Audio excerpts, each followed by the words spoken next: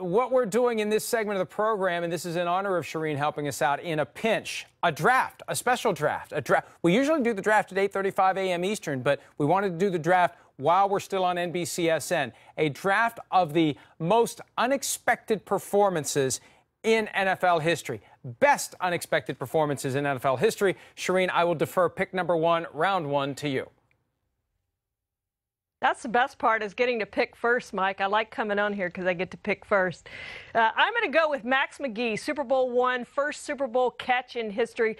This is a guy who caught 4 passes in the regular season, and guess what? He broke curfew the night before the Super Bowl. Imagine in the age of social media if that had happened the night before the Super Bowl. But he ended up catching 7 passes for 138 yards and 2 touchdowns, and really probably should have been the MVP of the Super Bowl as well as he played. But it's hard to go against Max McGee stepping up the way he did in an unexpected circumstance. He was a great pinch hitter in that game.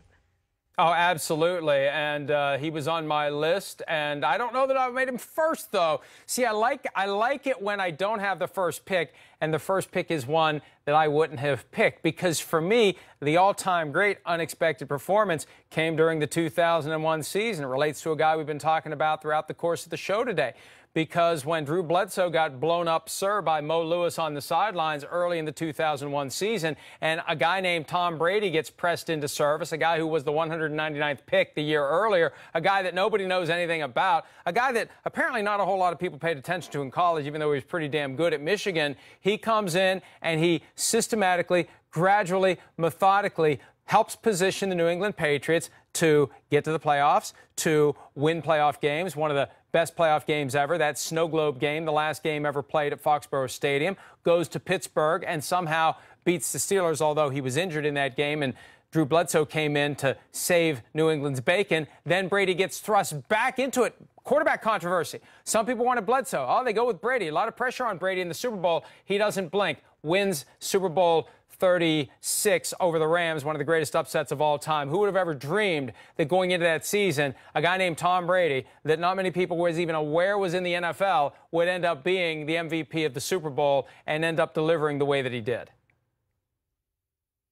Again, I've anticipated your first pick. I anticipated you would take Tom Brady, and I kind of left him for you there, Mike, kind of set that up for you.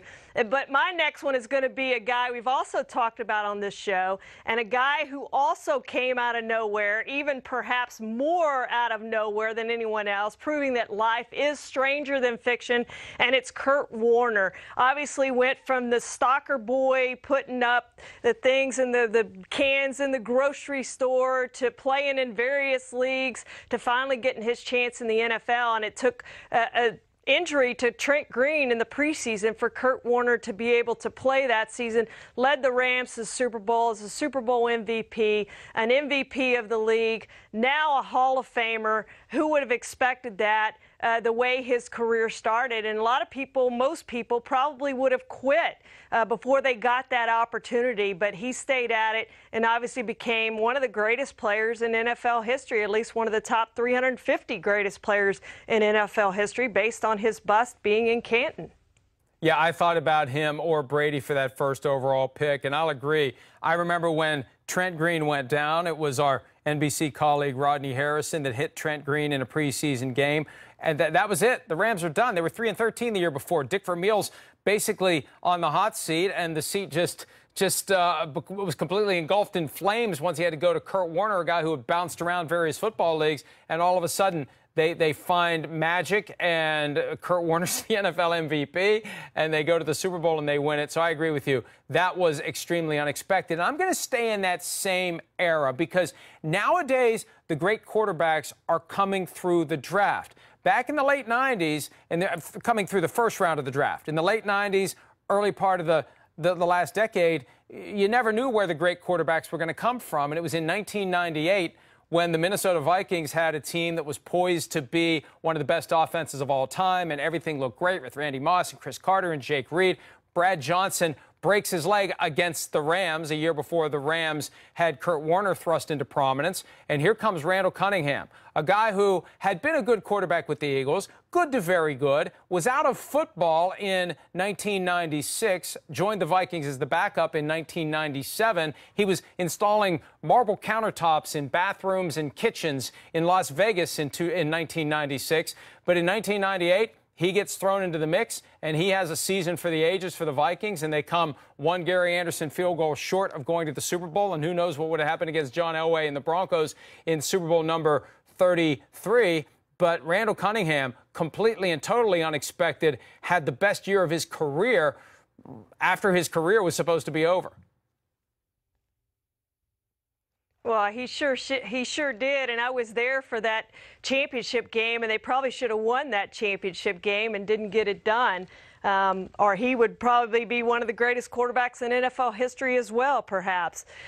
My last pick, Mike, I'm really torn, and the two I'm torn between is Timmy Smith and Earl Morrel. And I'm going to go with Earl Morrel because the 1972 Dolphins are one of the greatest teams in NFL history, and everybody thinks Bob Griese was the quarterback of that team, and he was the quarterback of that team for the first part of the season.